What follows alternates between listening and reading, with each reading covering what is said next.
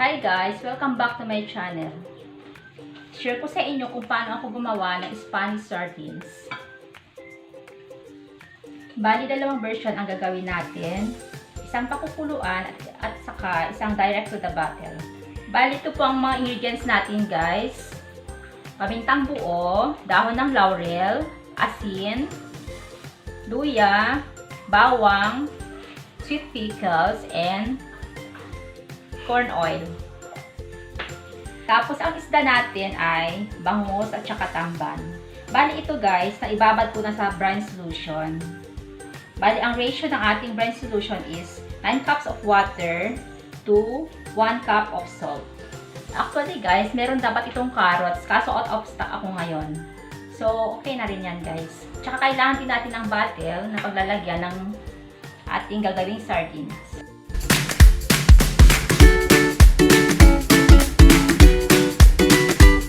So, ito na guys. Unahin natin ang bangus para mapakuluan na natin. So, lalagyan ko siya ng ingredients. Bahala kayo guys kung gaano karami ang ilagay nyo. Nasa inyo yan. Tapos, kamayin ko na lang. Ito na rin. Salt. Siguro mga dalawang ganito okay na. Tapos maglagay tayo ng luya.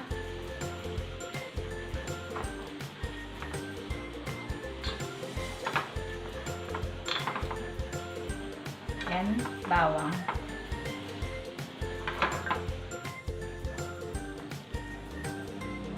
Para lang mawala yung lansa guys.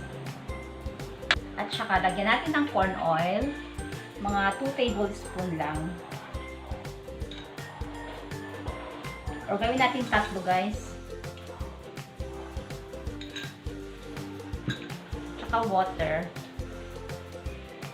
Kalahati lang neto. Para lang mapakuluan siya. Tapos pakuluan na natin.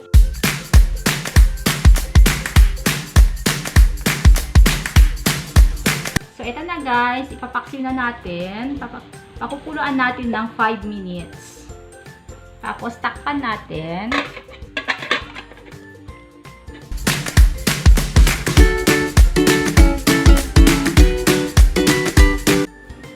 Habang pinapakulo natin yung bangus guys, ilagay na natin yung tamban sa bottle.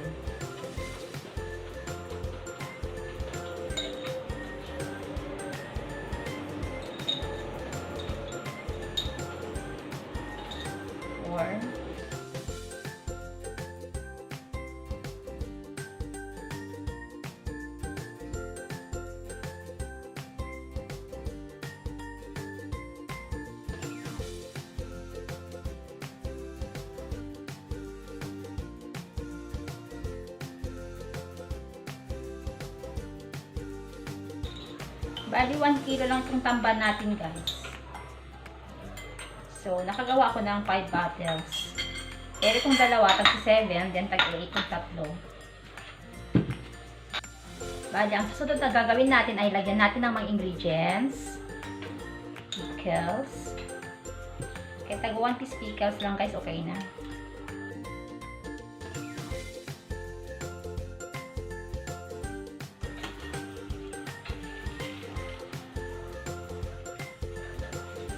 Dahon ng laurel.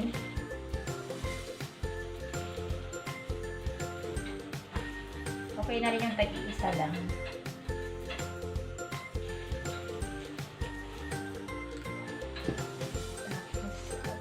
Tapos, 5 pieces na pamintang buo.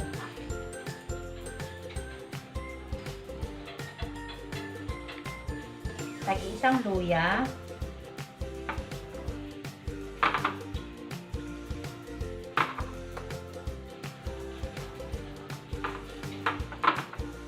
Tapos, ang bawang. Kahit dalawang slice lang. Kayo pwede rin magdagdag kung gusto nyo.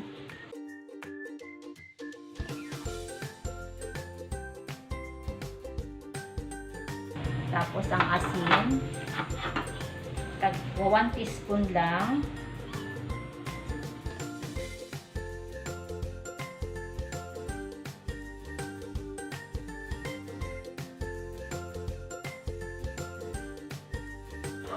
And oil, guys.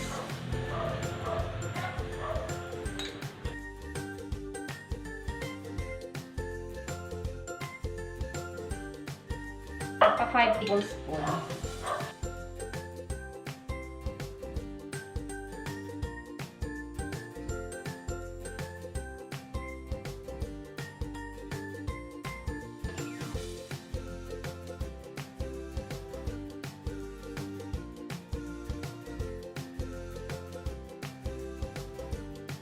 So, okay na guys. Takpan na natin kasi lagay sa pressure cooker.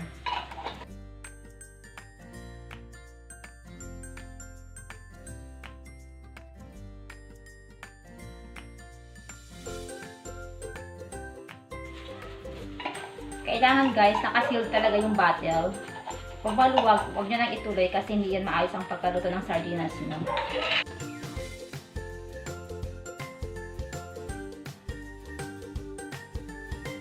Ayan, okay na guys. Mamaya na natin i-pressure cooker. Antayin natin yung bangus kasi sayang naman yung pressure cooker pag isa lang ng 5 bottles lang.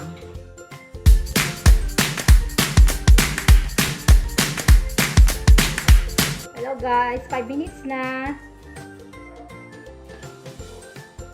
Pwede na guys. Sunod na natin to sa bottle. So, ito na guys.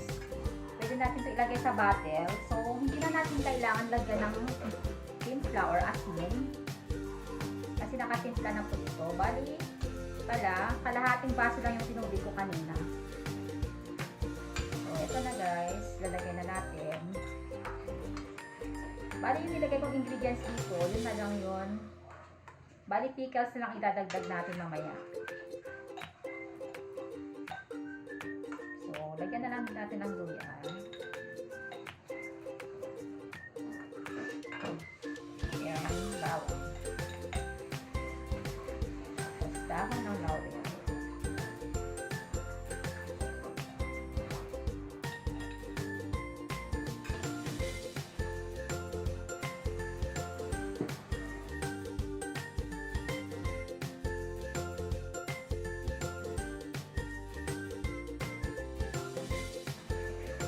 Bali, 3 size lang yung guys yung lalagay ko dito. So, maliit yung bangus para mag-crush sa butter. Kaya yun ang huli ko kanina.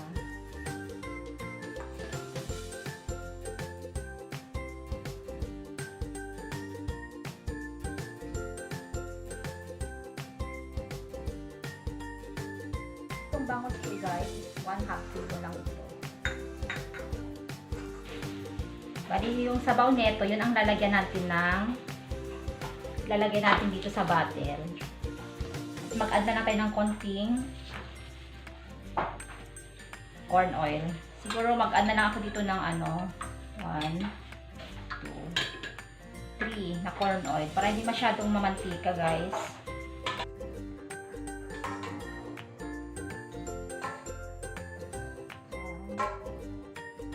Bali, hati-hati na lang sa bottle yung sabaw.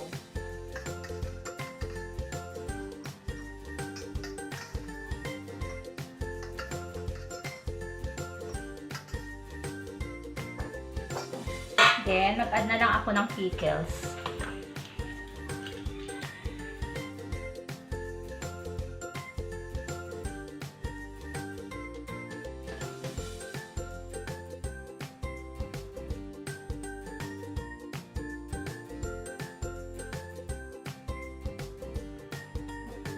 Bali, 4 bottles yung bangus na gawa natin.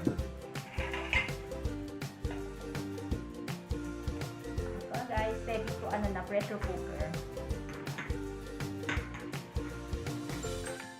So guys, lagyan ko muna ng water bago ilagay yung mga bottle. Bali yung water natin, kalahati ng bottle.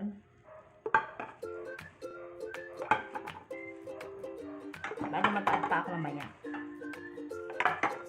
Tapos pakuluan natin to ng 1 hour. After 1 hour guys, meron na tayong Spanish sardines. Homemade. Okay. Then, mag-add pa ako ng water, kalahati.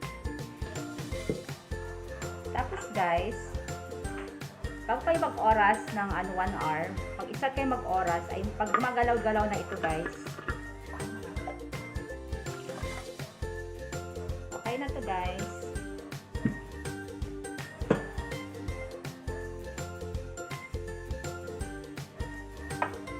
Close na natin.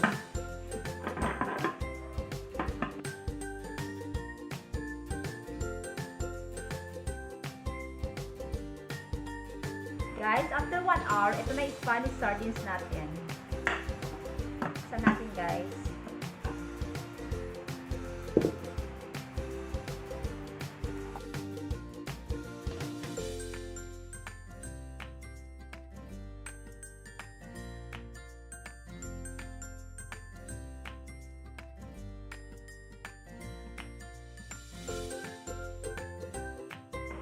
Ito na yung finished product guys. Ito yung bangus.